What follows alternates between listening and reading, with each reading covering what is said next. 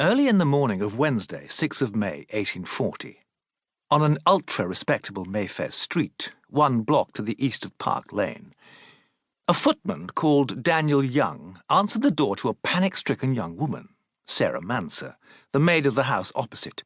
"Fetch a surgeon! Fetch a constable!" she cried. Her master, Lord William Russell, was lying in bed with his throat cut.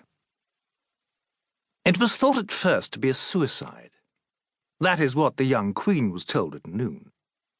But later that day, when her Secretary of State for the Colonies, Lord John Russell, arrived at Buckingham Palace, it was with the melancholy news that his uncle had in fact been murdered. His throat cut so deeply that the windpipe was sliced right through and the head almost severed. The motive appeared to be robbery, as the drawing-room of Lord William's house had been turned upside down, and a pile of valuables had been discovered near the front door. But the brutality of the crime was what struck the 22-year-old monarch. "This is really too horrid," she wrote in her diary. "It is almost an unparalleled thing for a person of Lord William's rank to be killed like that." Lord William's rank did indeed make him a notable corpse, however quiet and unobjectionable a live man he had been. The third and youngest son of the Marquis of Tavistock, he had passed the 30 years since the death of his wife mostly in travel and connoisseurship. He was known at the great salon of Holland House and Gore House, the Royal Academy, and at the palace itself, but his status and means were nothing to those of his nephew Francis, the 7th Duke of Bedford, owner of Woburn Abbey and its priceless art collection, nor of his nephew Lord John Russell, who was one of the most influential politicians in the land. The house in Norfolk Street where Lord William lived alone was modest by Mayfair standards, and he kept only 3 servants, a maid, a cook, and a valet. 2 other employees, a coachman and groom, lived off the premises.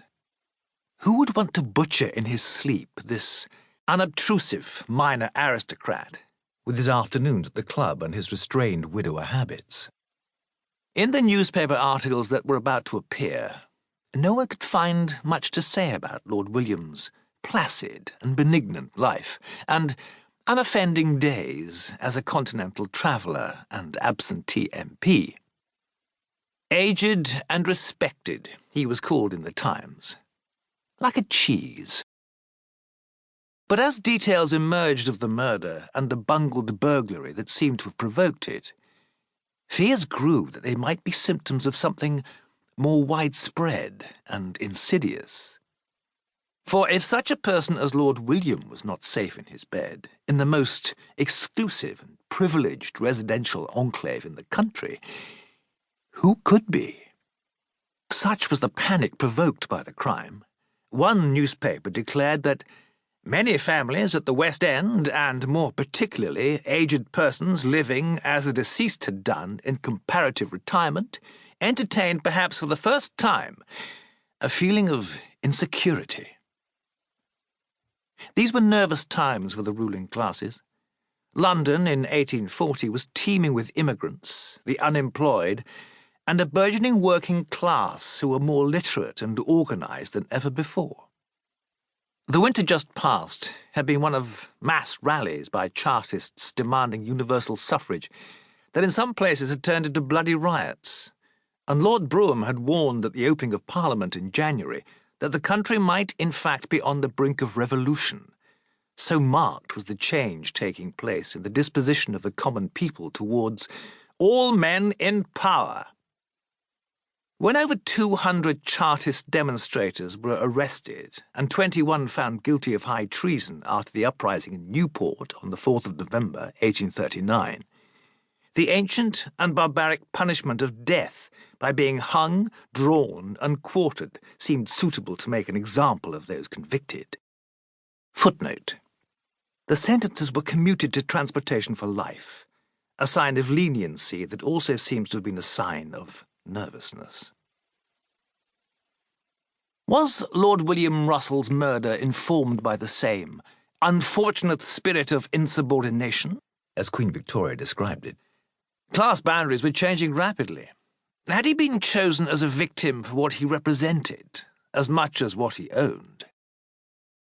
The crime soon had all of London talking, from the thieves' dens of Soho to Buckingham Palace itself, and for the first time, perhaps, politicians weren't the only people being blamed for undermining the status quo and stirring up a volatile underclass.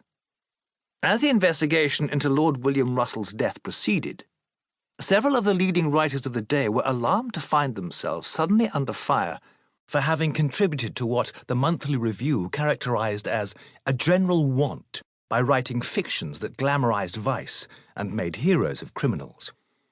Given the chance to mould the taste of a mass audience, many of them were now accused of pandering to the lowest, with books full of violent excitements and vulgarity that could all too easily lead susceptible readers astray.